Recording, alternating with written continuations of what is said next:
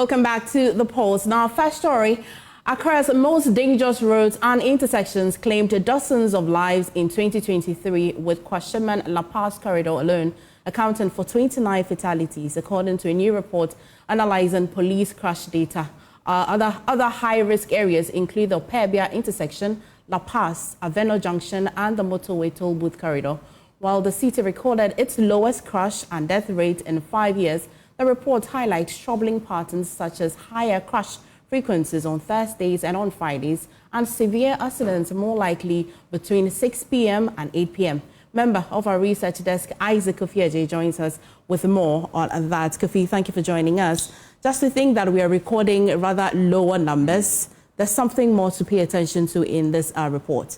I mean, the good news is that if you look at this 1,398 crashes, this is actually the lowest we've seen possibly in the last 4 or 3 years, and this is good news. But the bad news is that we still have people dying on our roads. Out of this 1,000, almost 1,400 crashes, we had 88 precious lives that were lost actually in these crashes. Now, available data shows that each day you have about 6 Ghanaians who die, or 6 persons in Ghana die as a result of road traffic crashes.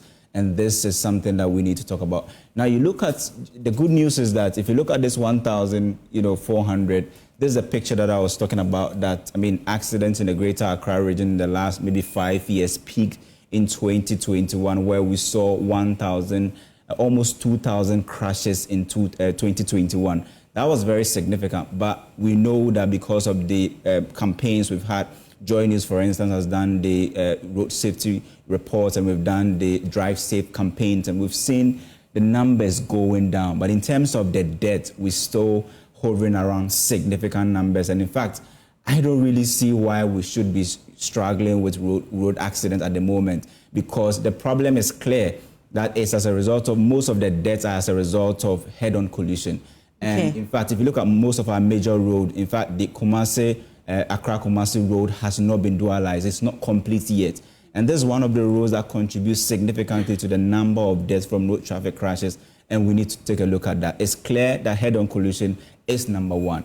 In terms of, I mean, the next slide, let's look at the next slide that talks about, you know, some other interesting trends of the death also on a decline. Okay. In fact, we've moved from as high as 136 persons dying in Accra alone to 88. So it means that the picture was bad and gloomy maybe about 2 or 3 years ago, and this is a significant improvement for us. But what you actually drew the attention of our listeners to, or our watchers to, is that the fact that you have some, you know, intersections in Accra that are more or less like death traps. Just down Kokomlemle, Aveno Junction is one of them. The traffic light is always operational, quite always operational. Yeah, I mean, but it's an intersection that's actually very busy. And if you lose concentration, you may actually crash into someone. They say, look, in road accidents, you may be following the rules and regulation, but there's actually someone who is also missing the rules and regulation, and that person can cause your death. So you say that for that particular intersection, it's not a concern of how that intersection has been constructed at all. You would say that it's a people problem. Exactly, it's a people problem. I mean, it's about the traffic light, for instance. It's not all the time that is sometimes functional. Okay. I mean, on weekends, you see the major intersections, the Okonglo intersection on weekends. You see people standing there with leaves, you know, trying to direct traffic. On weekends that people have closed from churches and all of that. That's also another death trap, and something that we also have to talk about. In terms of the distribution, I don't know if I should say this is good or bad news, but for men, we die more than women, you know, in both the national picture and in the Greater Accra region. Just look at the 88 people who died. 75 of them, more than about 90%, are actually male. I mean, I don't know if it's because male will commute more than female. Or maybe you're driving more. We drive more, exactly. And in fact, in all road accidents, we die. Our numbers are, in terms of the death, the crash and everything, our numbers are higher than that of the females. But what shocks me is the fact that if you have an accident in Accra, and you are more likely to have an accident in Accra if it is between 2 p.m. and 4 p.m. when you're driving. especially in these 4 intersections that we've spoken about, you're more likely to have an accident within this time frame, 2 to 4 p.m. And if Why? you have an I would accident... have thought that's the time that the traffic is building, so there is the slang word, the go slow. Exactly. I mean, the traffic subsides actually somewhere around maybe 1 p.m., 12 p.m. is a bit down. But from 2 p.m., 3 p.m., it start building up. I mean, people start moving again. And between, let's say, 4 p.m. and 6 p.m. or 6 p.m. to 8 p.m., in fact, if you have an accident between 6 p.m. and 8 p.m. in Accra, you are likely to die. That's according to the data.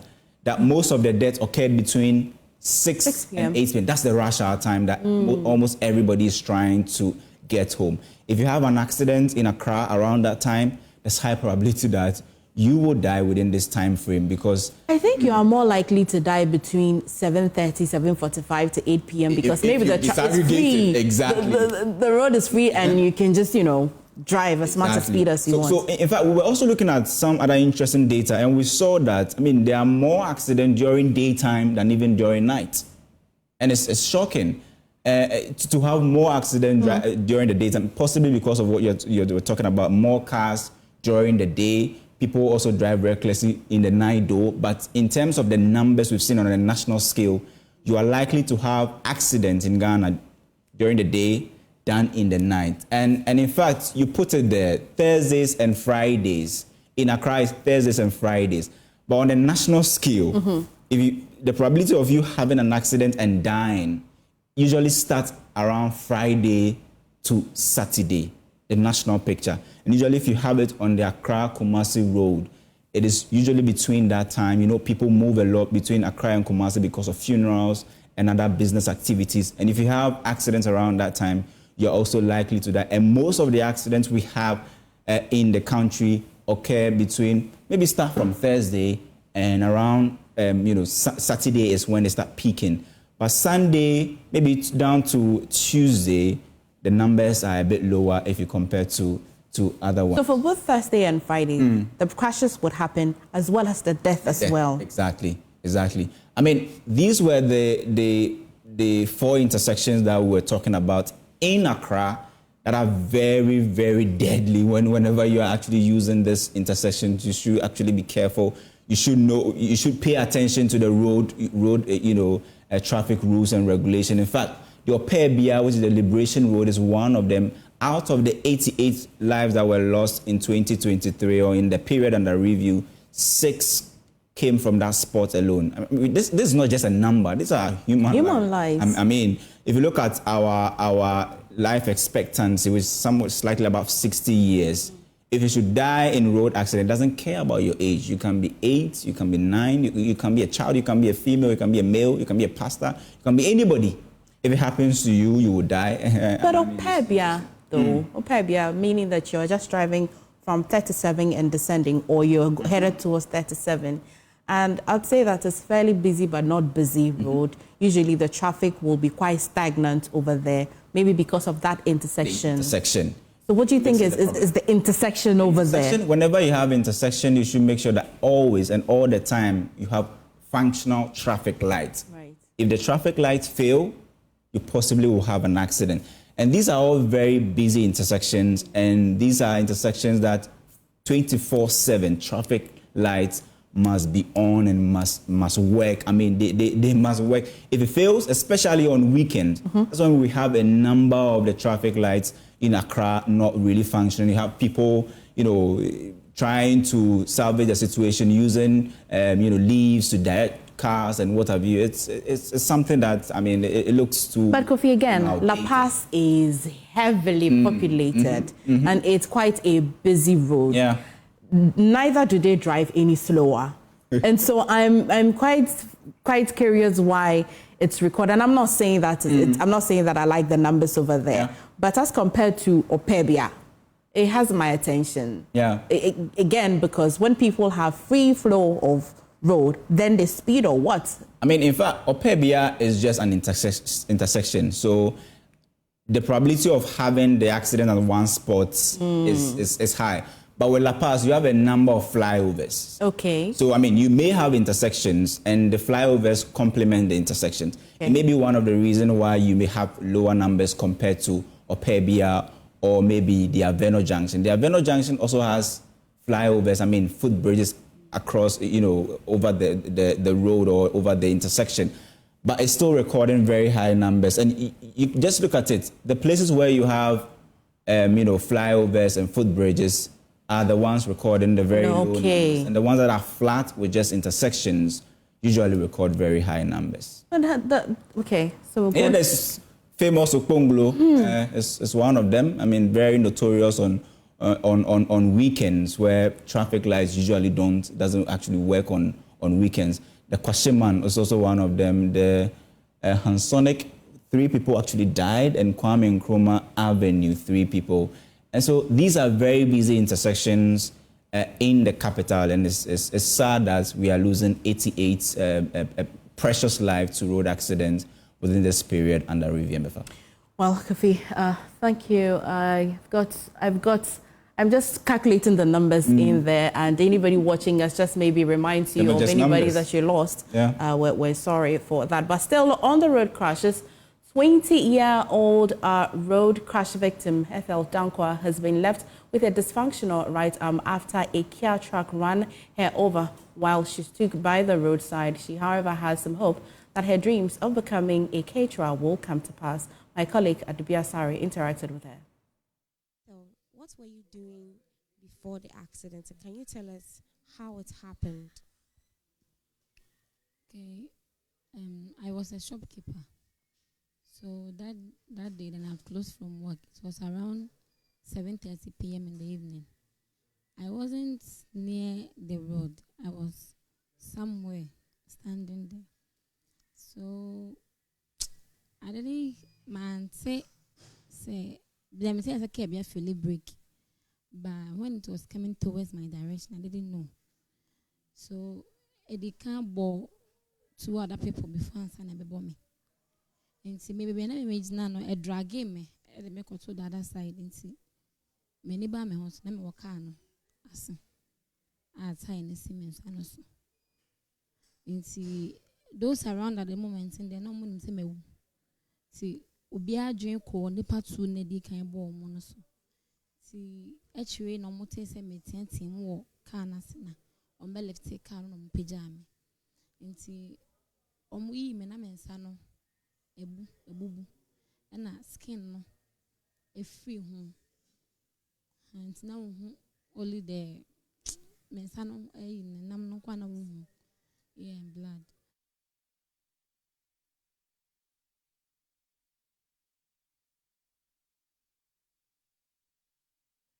No, me who can, but those around the necessary.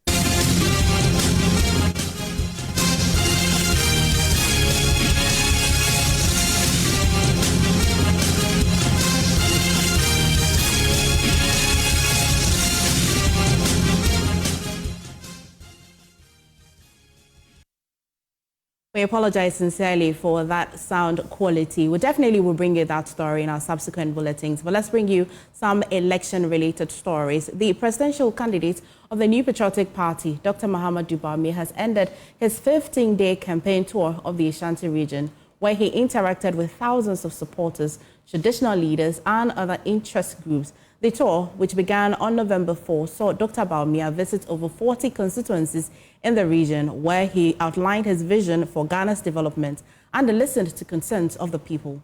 Although he has been through all 16 regions, the vice president is expected to head to his home region and will also revisit some hotspot constituencies in Ashanti, Eastern, and a few other regions before December 7 general elections. My colleague Nana Boachiyadom has a wrap from the vice president's campaign in the Ashanti region. It's been 15 days of intense campaign in the Ashanti region. That has been the routine of the NPP's presidential candidate, Dr. Mahama Bawumia, crisscrossing various constituencies in the Ashanti region. But then, the vice president's campaign in the Ashanti region finally comes to an end in the Ahafwano Southeast constituency. He has toured all the 47 constituencies in the Ashanti region, sharing what he describes as the bold solutions for Ghana's future. The NPP's presidential candidate candidate has been doing this alongside the Ashanti Regional Campaign Manager for the NPP's campaign, the regional chairman as well, Bernard Enchibosi, popularly known as Chairman Wontumi, with some other party figures, including the former majority leader Osei Chairman Sabonsu, the Member of Parliament for Domiko Abrenya, Adwoa Safo, Kwabena Eje Japan, the former secretary of the NPP, among others. They have been crisscrossing various constituencies in the Ashanti region, with thousands of people coming out in their numbers to listen to the message of the Vice President, Dr. Mahama Bawumia. One of the key things I made as president, as the legacy of a railway system, the rail no every Accra Tema to Kumasi all the way to Paga. That is the central line, from Accra to Paga. From Kumasi to Takradi. Then we are taking it from Ejisu to Eduarding, and then we are taking it from Awaso through Ninahene to Eduarding. Sa rail noa bano ejuma bebre ebebre yememuno ejuma bebre na we are going to use local materials. The railway is transformational. Yebechenji niema bebre na mpuntu bebre so abagana in every sector of the economy.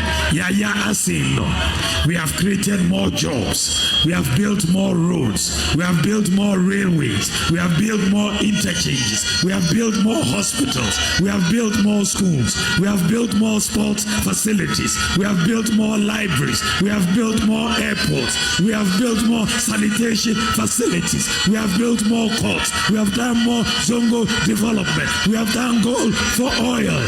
We have done digitalization. Every sector of the economy, agriculture, industry, services, we have done more than you. As the countdown continues, the Vice President and presidential candidate for the New Patriotic Party, Dr. Mahama Bawumia, continues to demand for a debate between himself and the NDC's presidential candidate, John Mahama.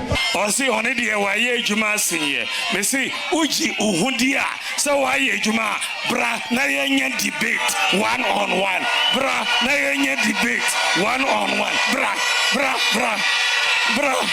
na yenye debate, one-on-one. Choboy, Mika Sano, Osuro, Wejani Tisanko Kwankete, Wejani. Well, it looks like the Vice President is ending his tour in the Ashanti region on a very good note. That is him dancing to Kimpaluta's Aseda.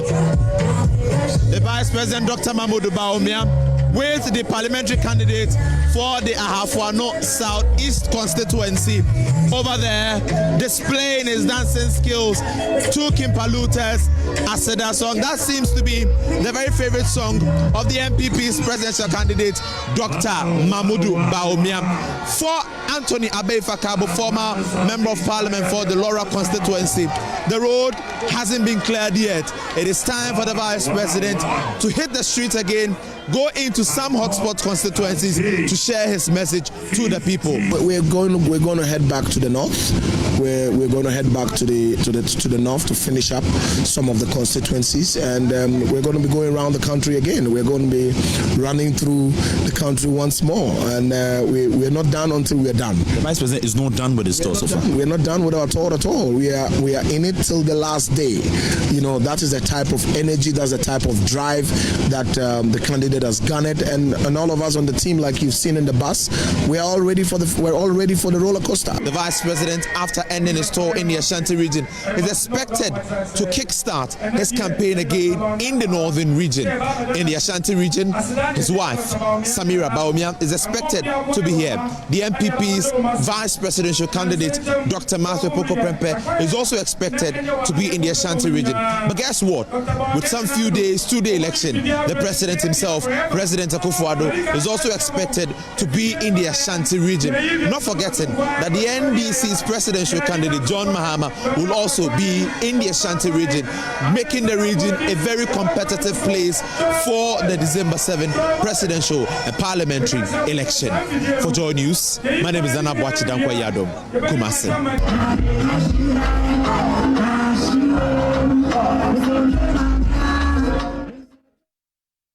Still on elections, NDC presidential candidate John Mahama has reiterated his comments suggesting that the seat of government, Jubilee House, is a hub for the creation of fake news after Chief of Akroso expressed concerns that his words had been misrepresented to suggest that he had endorsed a different flag bearer who had visited him. During John Mahama's tour of the Eastern region, the Chief of Akroso, Nana Kwabena Ofori II, during his speech, cautioned journalists about misrepresenting his words. Maxwell Agbagba has more in this report.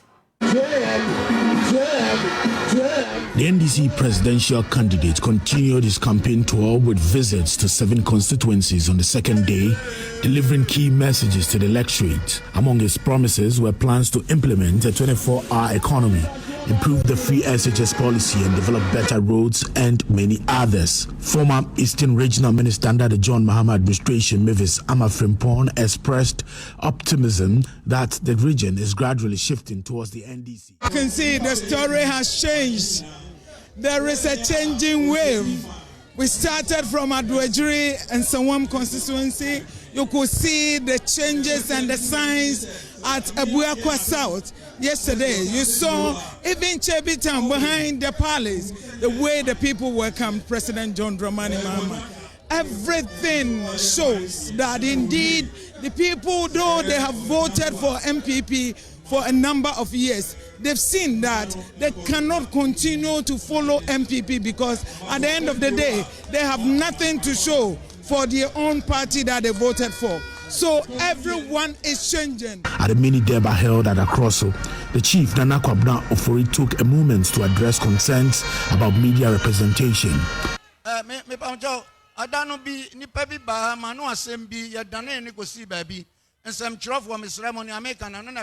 The other day there was a delegation here, and what I said was misrepresented. Journalists, I beg you, report exactly what I say. They claimed I said that if one of the flag bearers does not become president, the country will collapse.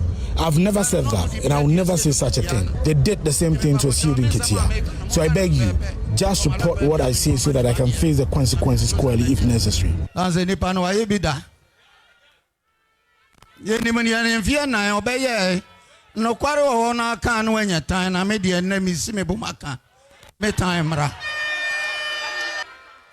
free 1992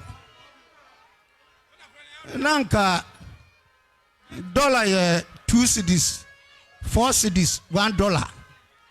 And the 16 year come as a yanka 2 cedis, 4 cities here, $1. John Mahama has done before. We know what he accomplished in 4 years. You are hated if you speak the truth, but I will speak the truth and be hated. The city was stable in the past, but now it's 16 cities to $1. And you say we shouldn't talk about it? Which one was better? The economy is bad and we need someone who can fix it so we can be better off. We are all suffering. We pray that he will win and come to help us. Yeura a brenason Naya Kotuapa obedin kunim. Yada and kunim diane everywhere.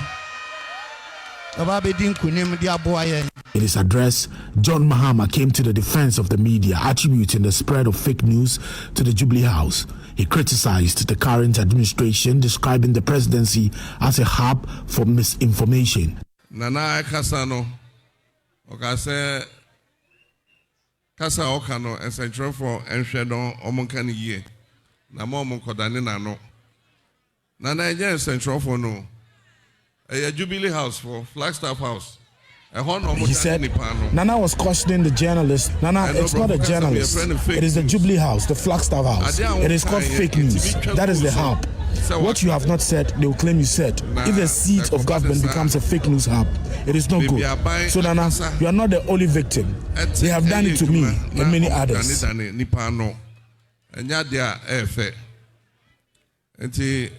Nana, I know the Omodia Yemi, Omodia Yo, Omodia Nipa Bebre, and Mijnaha Mecca say fake news thing na yet who on social media so a young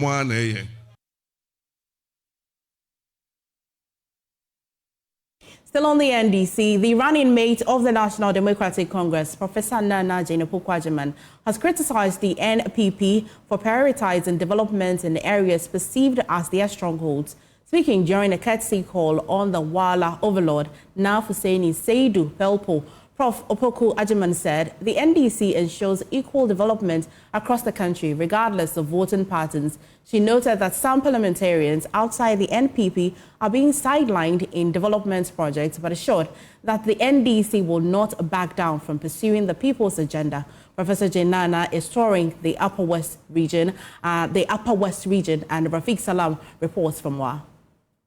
Professor Jane-Opoku-Agyeman was accompanied on the tour by some stalwarts of the party, including former Health Minister Alex Sebefia. The NDC running mate then rolled out of the Wa airport and headed to the Warner's Palace, where she paid a courtesy call on the overlord of the Wala traditional area, Naf Hussaini Seidu Pelpo IV. Spokesperson of the Wala overlord, Jimpen Nakadir Ibrahim, recalled some few requests that they penciled for John Dramani Mahama on his recent visit to the palace. To his surprise, just a few weeks ago, he learned that a number of districts and municipalities in the country had benefited or had to benefit from the elevations to different statuses, much to the neglect of the one municipality. And His Majesty says that a future NDC government should consider doing this for us as one of the first things that you will do, even if on the 8th of January 2025, he wakes up to the news that the one municipality is elevated to the metropolitan status. Coupled with the NDC's track record and good policies on their manifesto, the party will return to power.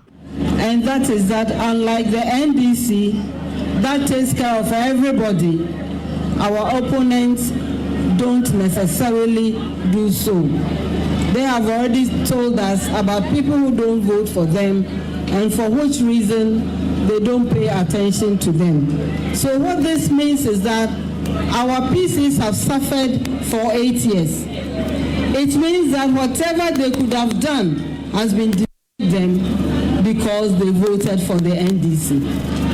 This will not stop any of them or any of us from voting for a government that brings interventions such as the road you have requested for everybody's benefit.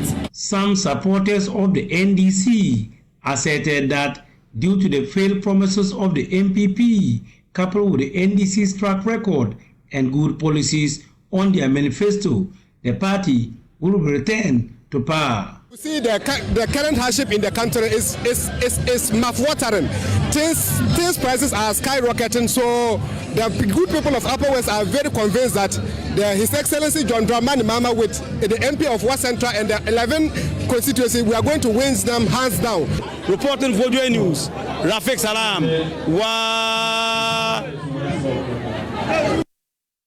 A group of public lecturers in the Volta region have endorsed the bid of John Dramani Mahama to be given the mandate to lead the country for a second time. According to them, he is the only presidential candidate who can fix the country's economic education sector, among others. They were speaking to the media after embarking on a campaign spree for the National Democratic Congress presidential candidate at the whole Central Market. Some lecturers took to the street of Ho and the whole Central Market in the Volta region to canvass vote for the presidential candidate of the NDC, John Dramani Mahama. The group was made up of lecturers from the Ho Technical University and the University of Health and Allied Sciences.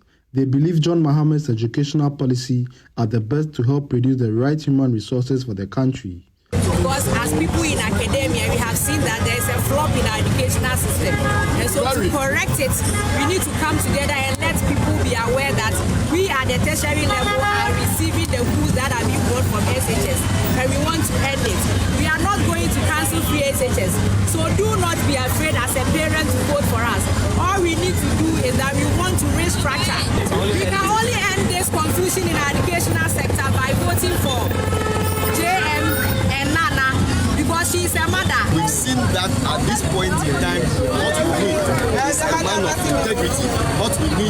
a man of trust, a man of his own words, and a man who has the people at heart.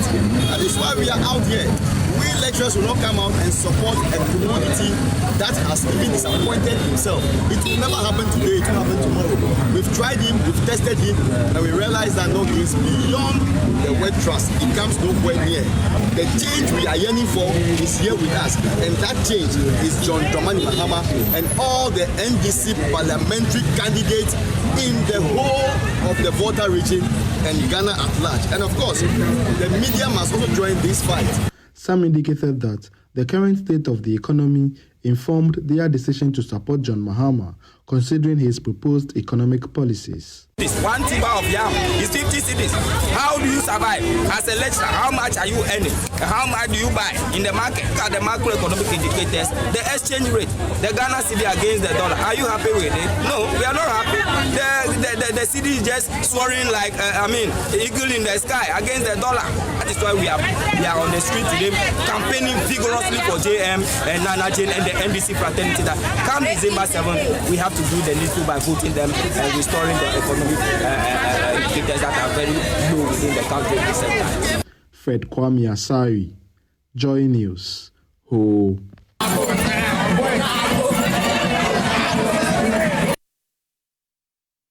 The National Commission for Civic Education, NCCE, is warning of the dangers of increasing monetization and vote buying ahead of the 2024 elections. According to the chairperson of the commission, Kathleen Addy, vote buying has dire consequences on the democracy and development of the country's post-election, as politicians will have to recoup money spent on elections. She spoke in a press briefing to give updates on the commission's activities ahead of the elections. We've talked about money in politics, and the thrust of our argument when we engage people on this topic is that everybody should pause and ask themselves a couple of questions. The first one being, where is the money coming from? The fact that somebody is sharing money, the first reaction should not be gleefully going to get your share. We should ask ourselves as citizens that where is the money from? Because again, I have repeated so many times over the course of this year and even last year that there is no free money anywhere. Wherever the money is coming from is going to go back with interest. And ultimately, we the citizens will pay the bitter price in the form of truncated development. Because if we elect people who have gone and acquired debt to come and share the money for us so that they win the election, once they win, their focus will not be on the mandate, their focus will not be on doing what they are supposed to do for the people, their focus will be on going out there to find a way to recoup the money, go and pay back to wherever they got it from, and then going to get more money for the next round. And so it works against our interest to continue to support this culture of money sharing, and monetization in political campaigns and elections. Secondly, I always also say that there's no free money anywhere, which is true, but there's a lot of bad money available for those who want to make use of it.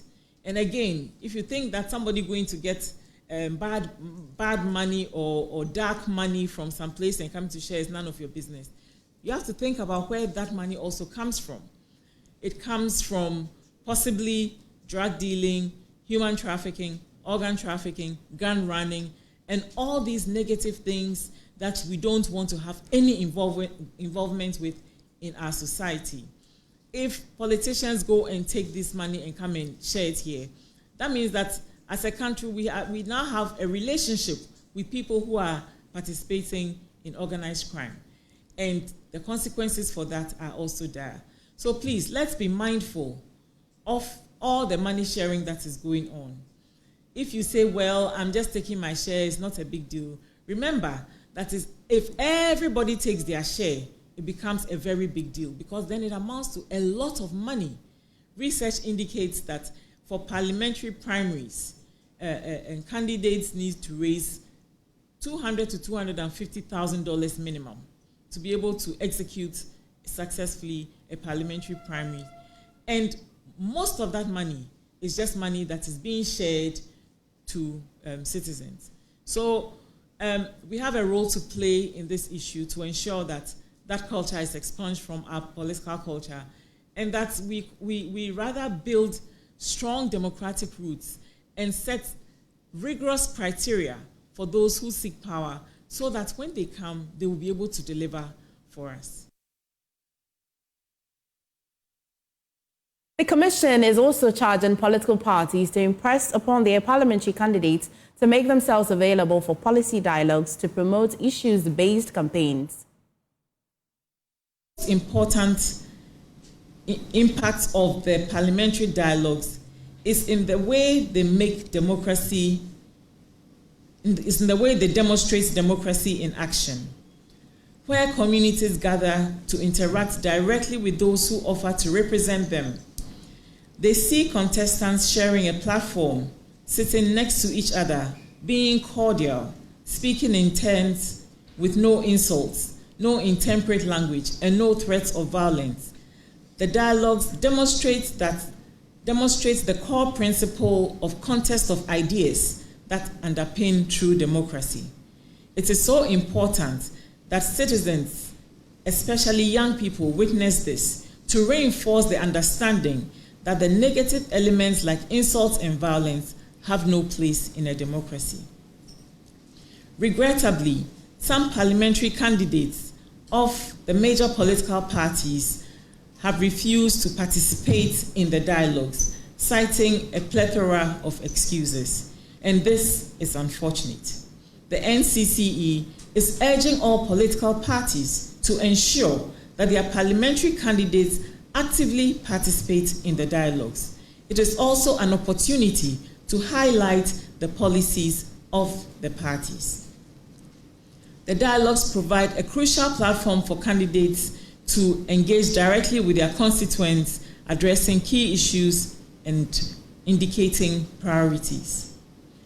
We reiterate the call on all political parties to demonstrate their commitment to deepening Ghana's democracy by ensuring that their candidates freely engage in these debates, which serve as a vital tool for encouraging political dialogue, civic engagement, and the peaceful conduct of elections. You're watching The Pulse. We'll go for a quick break. We'll be back shortly. Welcome back to The Pulse. And now, an international lawyer and a staunch advocate for democratic principles, Andrew Appiah-Danquah, has expressed a deep concern over Russia's expanding influence in Africa. In a new epistle published on My Joy Online, he warns that while Moscow's involvement in Africa is often presented as mutually beneficial, offering financial aid, security, and development support, the cost to the continent's democratic fabric is alarming. With Ghana heading to the polls in just 2.5 weeks, what does this mean for the elections and governance after the vote? Joining us in studio is Andrew Appiah-Danquah himself. Thank you for joining us.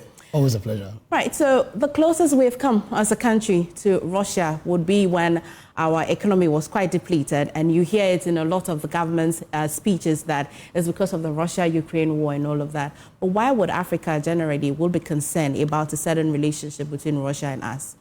Well, so let me take this opportunity to wish your lovely viewers a good afternoon or evening. I think a casual look at our history, Ghanaian history, at African history, at world history, and our journey through democracy and why democracy, especially in the last 4 years, seems to be failing in a part of the region, will cause you to find the problems within the context of the geopolitics. When I say geopolitics, I think it is necessary for us to cast our minds back to issues after the Second World War. Okay. After the Second World War, there was a huge, what's called East-West, more or less, what we got termed the Cold War.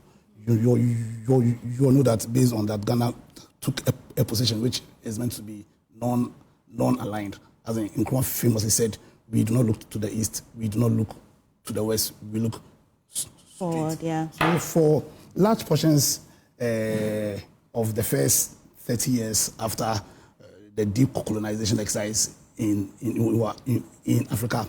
Africa found itself in the middle of the Cold War, and most of the civil wars that were fought around that time was really a proxy war between the West, led by the US, and the East, at that time led by the USSR. Okay. Now, in 1990, the USSR more or less died, and the Cold War is said to have come to an end at that time. Now, issues that have arisen up concerning the issues in the Sahel regions, the infiltration of Wagner, you understand, the coup d'etat in Mali, in Burkina Faso, in Guinea, the perceived unrest, or some people would want to call it a civil war, in the CAR, in the Central African Republic, issues in Algeria, the unrest in Algeria between Algeria and France, and then the role Russia indirectly or directly has played, because as in the Sahel areas, we all know of Wagner and the influence Wagner has played. Indeed, there are reports that suggest that close to gold worth up to the tune of $2.5 billion have been taken from these regions to aid in Russia's war efforts with Ukraine. And this gold would be that it's from different African countries that definitely produce gold, or from a specific... The war in Sudan is really a war for who controls their natural resources. You talk about Mali, you talk about even the CAR, the Central African Republic, and there's always a linkage. Now, my view is that, see, the war for the struggle of Africa right now has taken a new form, and that form is not to use guns and weapons per se, but in the use of media through disinformation and misinformation to direct narrative towards their broader geopolitical agenda. So then the issue will be, what's Russia's broader geopolitical agenda insofar as Africa and Ghana is concerned? Earlier I spoke about the Cold War. Let's even come back to the media. Are you referring to the entire media landscape, or particularly social media?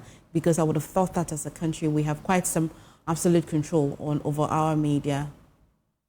Not necessarily. So, indeed, experiences in some areas in Africa, like in Cameroon, in Algeria, in Mali, it tells us that Russia has managed to use mainstream media like Sputnik, like RT, like Media Freak, as channels to disseminate what's called their propaganda towards their broader geographical, their geopolitical agenda.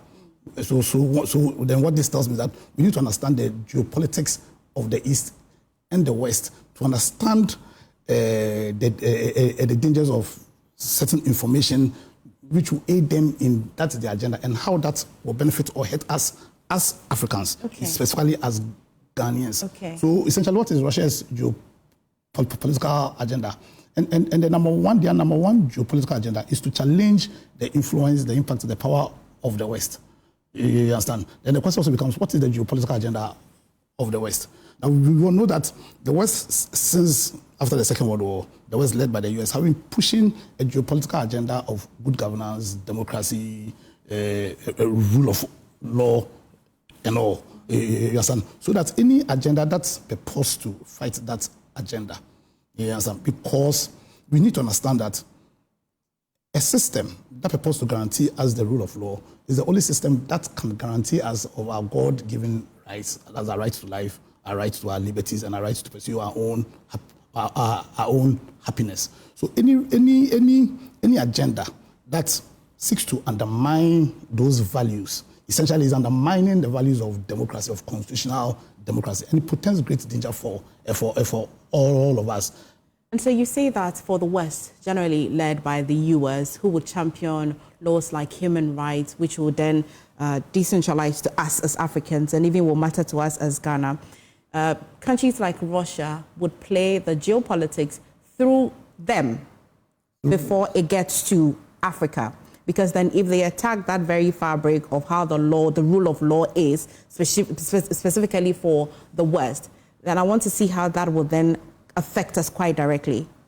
Okay, so essentially you want to find out how their misinformation or disinformation affects democracy. Yes. Yes. Okay, so you take what's called, even in Ghana here, you hear people who claim to be proponents of the East keep on talking about neocolonialism, about how the West is through the economic policies impoverishing us. Indeed, in fact, claims have been made that certain coup d'etats have been led through efforts of the West. Now, what I'm saying is that the purpose for those propaganda, understand, is to enhance or put them in the position where they can challenge the West in terms of their geopolitics, in terms of the partnerships they forged with African countries, in terms of and even disrupt those partnerships. Because the bottom line is, how do you have access to the resources, the wide resources of Africa? I'm not saying that is also not the agenda of the West, but whereas the West will push an agenda of good governance, an agenda that guarantees the rule of law, an agenda that prohibits corruption, you understand, to more or less create that right environment for their business interests to then tap into the resources here to the mutual benefit of all of us. Based on how issues have been handled in Mali, in Guinea, and in fact in a long history with Russia, my view is that they use propaganda to push a narrative that whittles down on the Western geopolitical ideals. And I'm saying the ideals being good governance, rule of law, and they surreptitiously find a way of promoting agendas that ultimately will lead to authoritarian and dictatorships. You understand? Okay. And then I think the evidence are there to see. I can mention what's happening in the Sahel regions, the infiltration of Wagner, the unalloyed access to. When they infiltrate, do they take rent? Do they take rent of the place to be able to control the resources, to be able to push the agenda? Because essentially they control the governments, essentially. And because, and you see, for you to have the kind of unfettered access to all the resources, then you need an authoritarian regime. Yes, and that's the agenda. Yes, and I can see the examples are there for all of us to see. You can mention the issue in Sudan.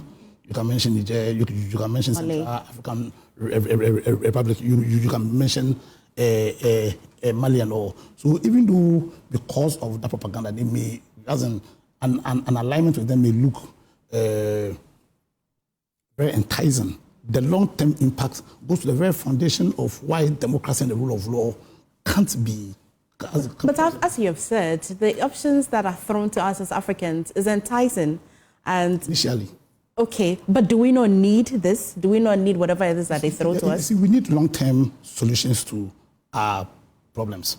Yes, even with the democracy. My personal view is that it is under threat here, and we are vulnerable, and that's why they will target us. Not just because we only have the resources, because we fail to entrench democratic values in our system. Explain further what democratic values would be. For example, December 7. It looks like we're going to, it's not that it looks like, we're having our elections on December 7, and that is a great milestone of democracy. We have followed the Electoral Commission, we have followed electoral campaigns and all of that. If you cast your mind across between now and 7th, and even after December 7th, what possible thing do you think they may have indirectly thrown to Africa that may have come into Ghana, that is laying carpet? We may not see it now, but it's probably laid carpet, and we may have the effect of it a bit later. Yes, so specifically with Ghana, I'll obviously struggle to give you a specific it will not be, example. Yeah. However, like, and I think I'll say it on your platform before, our democratic culture, you understand, in my view, is not participatory enough to withstand any aggressive dissemination or disinformation what's called agenda. Because the political culture here is very parochial in nature. The media ecosystem is not, in my view, strong enough to withstand a barrage of disinformation. As in, do we have a system of fact-checking which is easily available and accessible to everybody? Because, unfortunately, because of even the parochial nature or culture that we've unfortunately built in our country, what would or what fuels media education? You understand? Political education. We are going into an election. Clearly, when you listen to majority of them, you know where they stand. It's essentially, what I'm saying is that as the people, and it's not just the media, I think the number one blame has to be placed on the political institutions. And when I say political institution here, the state itself. Okay. Because leadership. Why aren't you describing it as the state of the government institutions and rather the political institutions? No, because it's not all political institutions that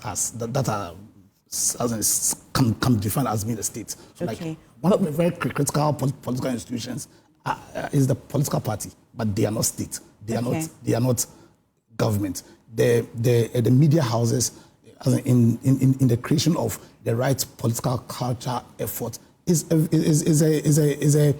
very formidable political institution. You understand? That has a role, but they are also not state.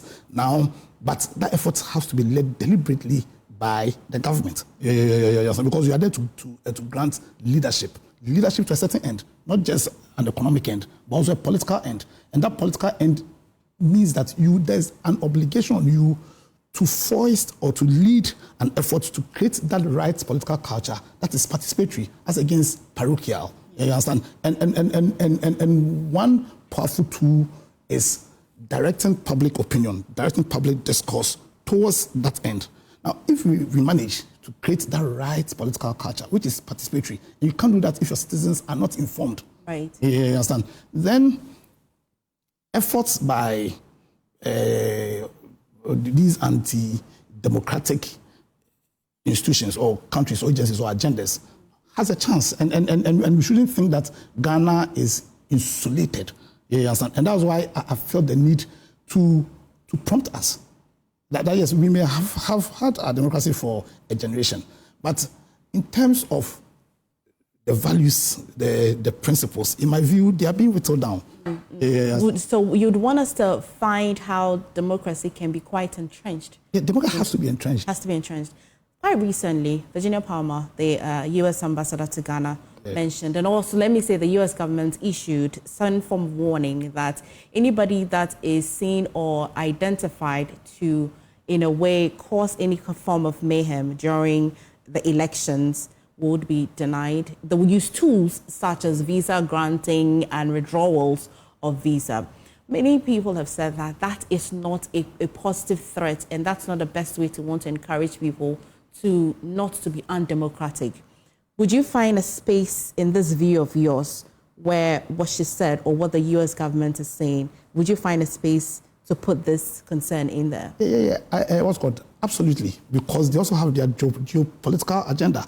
And their geopolitical agenda, that's the Western geopolitical agenda. At the top of it is to promote good governance, promote a system that will guarantee the rule of law. So that if any individual in a country like Ghana, a country where they hold as the poster boy of democracy in Africa, individuals want to use the little influence they have to disrupt that democratic effort. You understand? Well, as in whose consequences? The consequences of our losing our democracy is really there. Because if you think about, or if you analyze our democracy or constitutional democracy as the only way in which you can guarantee the rule of law, and a guarantee of the rule of law is the only way in which our inalienable rights to life, to liberties, and to pursue our happiness can be guaranteed. I understand why the U.S.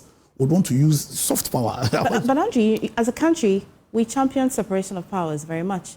And many people have actually questioned where is the rule of law if we champion separation of powers very much. It looks like there is we're hoping to have some form of equilibrium. Do you think that we can have successful separation of powers, as John Locke would want it to be, and then we can also have proper rule of law, coexisting in a country such as Ghana? See, they can't. You can't separate them because the rule of law, as Lem put it, is the goal. Now is the goal, and the tools which will aid you to achieve that rule of law. One, first of all, is to provide to create a governance system, which is what we will call constitutionalism. Doesn't limit the powers of government, because you want to create a situation where nobody can have absolute powers. Now, there are also various tools in achieving that. One of them is the separation of powers. Because the whole idea is that we recognize that the powers of government are, let's say, the executive powers, the legislative, the judiciary. And feel that to better create a system where, like I'm saying, our right to life, our right to liberty, our right to pursuit of happiness can be guaranteed, then you need to separate those powers. But you see, and understand why you're asking these questions. But for me, the reason why the conversation of the rule of law has come to the fore is the gradual waning of our democratic values. You understand? And in my view, I dare say that it is happening in our political parties, because you see, you all need to stand there. As in, the political parties are there to entrench the democratic values. You understand? Rule of law. What are the values of the rule of law? One, if you believe in the rule of law, then you must abhor acts of arbitrariness. If you believe in the rule of law, you must understand that we are all equal before the law. If you believe in the rule of law, you must then appreciate that there must be some predictability of the law. And you take our political parties, and I'm not afraid to mention the NPP. You understand? When certain arguments they've advanced recently concerning the explanation of Article 39, where they said, where in spite of the clear terms of the article, their national Executive Council reserves the right, in spite of what the article says, to take decisions contrary to that. That flies against the rule of law. It flies against the rule of law because then it impacts the certainty of the law, because then the law then doesn't become certain anymore, and also then enhances or encourages arbitrariness, because then at their whim they can decide when to apply the Constitution or not. Now, they haven't acted in a manner that flies against the fundamental tenets of the rule of law, I would have expected that there will be a major media barrage against the actions of a major political party in Ghana that undermines the concepts, the principles, the values of the rule of law. But they went to the Apex Court. Quite recent one. We'll still cite that political party where certainty and predictability of the law. As an individual, I like to read the Constitution and quite understand it in its very literal meaning. If I don't understand, then maybe I want to now go behind it and seek clarity, maybe go to the Supreme Court or anything. But the question of predictability and uncertainty, what do you want us to do? Would you want the law to be predictable or certain? So the law, if where the law is certain, then it will be predictable. Okay. You understand? Where the law, because the law shouldn't be shrouded in obscurity. We will be a danger, a liberty, where if what the law is a secret. You understand? Or it's something that's known to just a few. For us to create that system where our right to life, our right to our liberties, our right to pursue our own happiness can be guaranteed. Because we should understand that these rights were not granted to us by any law. You understand? These rights, and that's why we use the word inalienable and inviolable. Right. What we're essentially saying is that it's nature itself that granted us those rights. And all the Constitution does is to create a system that guarantees us those rights. So immediately you cannot predict the law, or the law becomes uncertain. Then there's something fundamentally wrong with the system you've created that ought to guarantee the rule of law. But if it's certain, then what would be the role of the Supreme Court? I'm sure we're actually veering off, but bringing you back again. ECOWAS, African Union, do they have any role to play at all in this concern that if we're not careful and if we don't look very much, our democracy will be depleted? They have a fundamental role to play. Indeed, I think one of the fundamental purposes of why these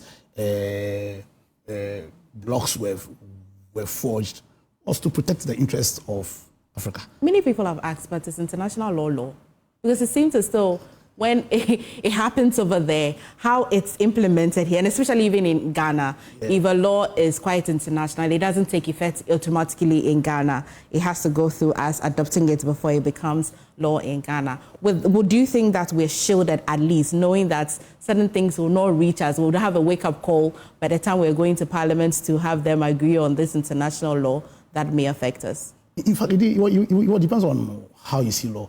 If you see law as, let's say, something like the natural law school people see it, let's say like Aristotle see it as reason, free from passion. And then if you see it as a weapon, as in to guarantee as of the rule of law, then if the sub-region, Do not use the tools, because then you see the law as a tool to take you to a certain end. And if the international body do not come together, you understand, with the focus of protecting the democracy we have. And for me, it is not negotiable because of the purpose of the democracy. Right. Because that's the only way we can guarantee the rule of law. And having a system that is governed under the rule of law is the only way in which our rights, our inalienable rights, can be guaranteed. Then, as a matter of urgency, if they're not doing their work well, then they need to set up. They need to set up all these blocks. Yeah, they need to. The AU and all of that, right? Because they are there to protect our interests, and central to our interest is a protection of our rights. You understand? So that if there is an outside threat, an external threat, you understand, whose focus, whose geopolitics, you understand, is to challenge under bloc, whose core value is to promote good governance, and they don't mind attacking good governance, attacking the rule of law to get their end, then it behoves on these regional blocs to come together to find a way, to find a way of insulating us against these very subtle and quiet attacks, propaganda, misinformation, and all. Because that's the only way. Because when it comes to issues that borders on our liberties, we shouldn't, as in there should be any room for negotiation. Thank you so much, Mr. Andrew Afiadonko, for joining us. And then I recommend that you take a read of that epistle on My Joy Online. But let's take you on this one. DW, as fears of hybrid warfare are rising in Europe after 2 undersea cables in the Baltic Sea were damaged. One of them runs between Finland and Germany and is on a line cable between the Nordic country and Central Europe. Joining us with more is our DW correspondent, Chiponda Chimbelu in Berlin. Chiponda, thank you for joining us. So what do we know so far? So what we know so far is the 1,200-kilometer undersea communications cable connecting the Finnish capital Helsinki to the German port of Rostock was severed early Monday morning. And prior to that, on Sunday, another communications cable was damaged between Sweden and Lithuania. Now, a Chinese flagged ship traveling from Russia is suspected to have caused both incidents. And this is not the first time that a Chinese ship has damaged cables in the Baltic Sea. The German Defense Minister Boris Pistorius said nobody believes that these cables were accidentally severed. And he said that this could be part of a hybrid operation while not naming any potential suspects. Now, Pistorius echoed the sentiments of the foreign ministers of both Germany and Finland, Annalena Baerbock and Elina Valtonen. On Monday, they issued a joint statement in which they said the incident could be part of Russia's hybrid warfare. And how secure is the Baltic Sea then? Well, there are fears of security around the Baltic Sea, and this is, of course, not the first time that sabotage is suspected there. There's been incidents involving infrastructure there last year and, of course, in 2022 with the explosion of the Nord Stream pipeline. And while that is still being investigated by German authorities, there have been many conspiracy theories around that event, with a lot of speculation about who was behind it, from Russia to Ukraine and even the United States government. Now, after the explosion, NATO and its allies have stepped up their patrols in the Baltic Sea. So the recent cable cuts may, of course, raise questions about whether enough is being done. And what are European countries doing to protect critical infrastructure then? That is, of course, an ongoing challenge. And if we look at the Baltic Sea, there are hundreds of kilometers of critical infrastructure, including for energy, so gas pipelines, for instance, and then also communication cables, and there are plans for offshore wind farms there. Now, securing every part of the Baltic Sea will remain an ongoing challenge, so European countries need to work together. Now, the fact that Finland and Sweden are now members of NATO improves security around the Baltic Sea. But of course, it is an international body of water, and it isn't under NATO control. Russia has ports in Kaliningrad and St. Petersburg. So Russian ships are going to be using the Baltic Sea just as much as other ships like Chinese ones heading to Russia. Thank you so much, Chiponda. Now let's go for a quick break. We'll be back shortly. Welcome back to the polls. Now, the Catholic Church has announced the rejection of donations from proceeds of illegal mining activities. This is part of the sanctions adopted at the plenary assembly of the Catholic Bishops' Conference to deal with church members involved in the illegality.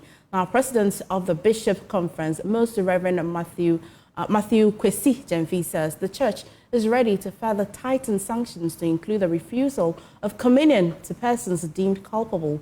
Nanayaw Gyamfi has more in the following report. This year's annual plenary assembly of the Catholic Bishops' Conference was held in Obuasi, where the devastating effects of illegal mining is visible. To appreciate the devastation caused by the menace, the bishops made visits to the Jimmy River and some communities negatively affected by the illegal mining. At the opening of the conference, Bishop of Obuasi Diocese, Most Reverend John Yao Afuakwa, highlighted the spate of damage in areas within the church's reach. All parishes and quasi-parishes with their respective stations are numbered 425. Out of this number, 214 stations are into galamsey activities. The two deaneries in Obuasi Township, Obuasi and Tutika, have as many as 67 stations actively involved in galamsey. The week-long plenary assembly spent some time discussing illegal mining and steps to fight the menace. Though there is a push for government to strengthen its fight against the illegality, there are sets of sanctions adopted by the Catholic Church to keep members in check. President of Bishops' Conference, Most Reverend Matthew Kwesi Gyamfi, explains. We will not accept any donations that are the fruit of illegal mining. The sanctions will be tightening further, even to the extent that if you plainly, openly engage in galamsey after a series of advice and you persist in that dangerous activity, we may even refuse you Holy Communion. So it's something that is ongoing. It's not that we just exact it. There will be series of warning. Stop that. Stop that. But certainly, if you bring in money from galamsey, we do not consider that the Lord will not accept such a gift. We will refuse it immediately. You will be warned. And if you persist in it, then other sanctions will come. Meanwhile, the conference believes members of the public have roles to play in halting the illegality. Most Reverend Gyamfi believes it is about time communities restrain illegal miners from polluting water bodies.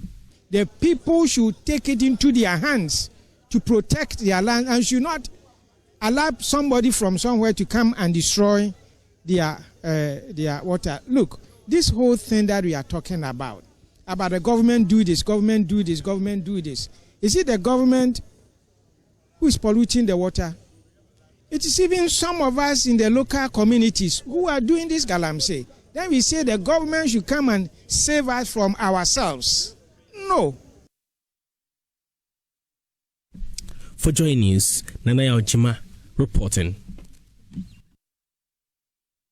That'll be all for the polls today. For more news, do log on to myjoyonline.com. Today, as NDC is training thugs to disrupt December elections, NPP alleges this happened at the conference today that was held by the NPP. On My Joy Online, you'll find details.